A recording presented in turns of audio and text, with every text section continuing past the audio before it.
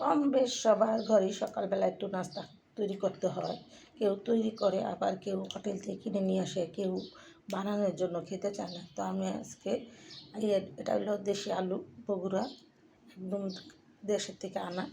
আলুটা ভাজি করব আর সাথে চাপড়ি বানাবো। তো আমি এই আলুটা কুটার আগে এখানে আমার পরিমাণ মতো আমি আটাটা নিয়ে নিয়েছি। দিয়ে দেবো স্বাদ মতো লবণ। আটাটা আমি একটু পানি দিয়ে অল্প অল্প করে পানি দিয়ে গুলিয়ে নিব। এটা সবাই পারে, তারপরেও যারা না পারেন নতুন তাদের উপলক্ষে করিয়ে আমি ভিডিওগুলো করি।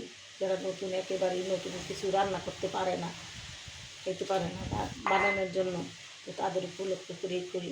আমি এরকম করে 10 মিনিট আটাটা ছেনে রেখে দিব। এই আটাটা যত সুন্দর করে ছানবেন ততই কিন্তু খেতে অনেক অসাধারণ হবে। চাল দিয়ে বানালেও ভালো লাগে, এই আটা দিয়ে বানালেও খুব ভালো লাগে।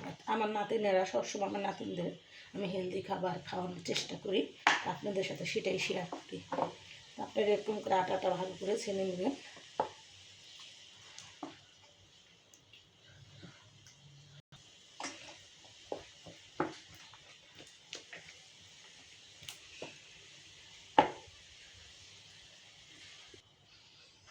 আমি এটা 10 মিনিটের জন্য রেস্টে রেখে দেবো, ফিরে আসবো 10 মিনিট পর।